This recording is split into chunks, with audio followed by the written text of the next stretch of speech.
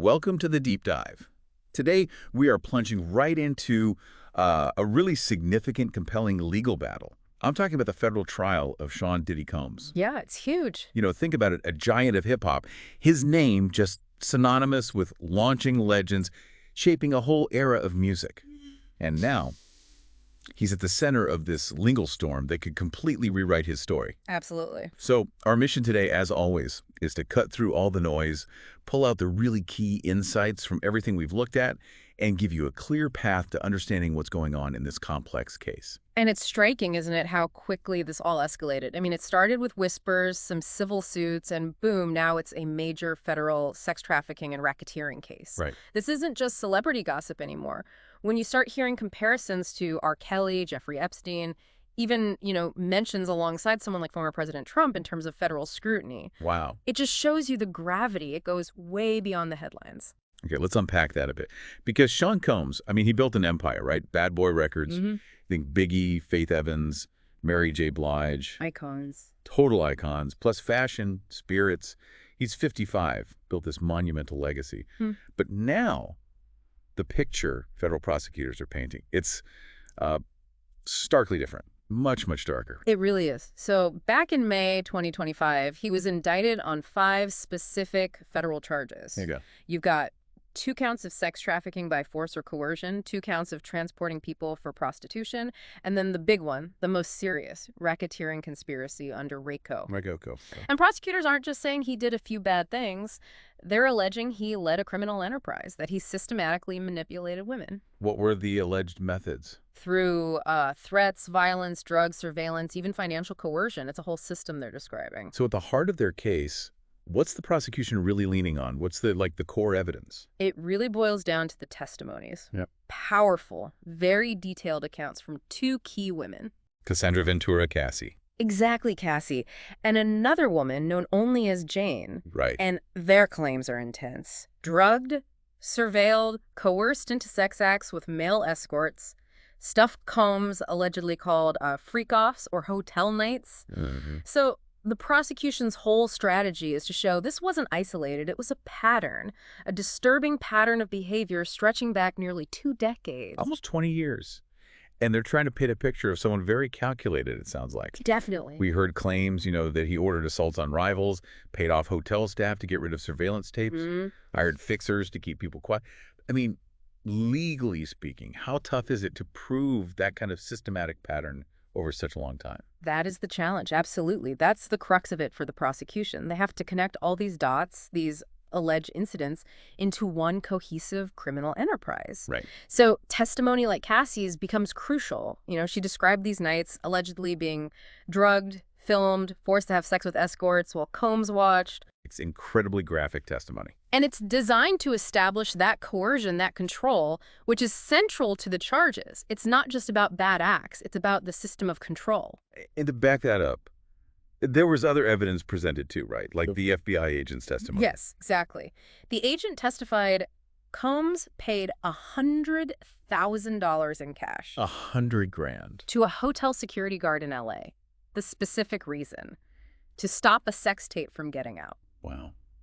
And the jurors saw messages too, encrypted messages. They did. Screenshots allegedly showing coordination, arranging drug deliveries, surveillance, even cleanup by Combs' staff. Very specific alleged evidence trying to show that organization. Okay, so that's the prosecution side. But there's always another side. What's the defense strategy been? Well, they've had to counter all of this, obviously, and their approach has been interesting. They've actually admitted to some things. Like what? Like drug use. And they've even acknowledged a, quote, violent relationship with Cassie. But, and this is the key part, they draw a very firm line. They say none of it was criminal. Okay, so admitting some bad behavior, maybe even toxic behavior, but saying it wasn't illegal. How do they argue that specifically? Their main points are pretty direct. They argue all the sexual encounters were consensual. Consensual. Part of what they called an alternative swinger lifestyle. They also pushed hard on the idea that the women were paid, they traveled willingly, implying it was transactional, sure, but agreed upon. So basically painting it as a lifestyle choice, maybe unconventional, but not coerced. Exactly. And that puts a tough question to the jury, right? how do you sort out coercion when there's money involved or when the defense frames it as this kind of mutual lifestyle? Yeah, that's tricky. So a big part of their strategy was just trying to discredit the prosecution witnesses, pointing out inconsistencies in testimony and highlighting that some witnesses had already settled civil lawsuits, implying, maybe they had a financial reason to testify this way. Trying to suggest motivation beyond just telling the truth. Right. They basically called the whole thing an exaggerated tabloid witch hunt, trying to make Combs fit this criminal mastermind narrative that they say just isn't true. A tabloid witch hunt. That's strong language. So you've got all this thrown at the jury. 12 people, racially diverse, from Manhattan, Westchester, the Bronx. They started deliberating June 30th. What's the latest? Where do things stand? Well, by July 1st, we got a pretty significant update. The jury came back with partial agreement. Partial. They found Combs guilty on 4 counts, the 2 sex trafficking charges and the 2 transporting individuals for prostitution charges. Guilty on those 4. There's a but, right? There's a big but.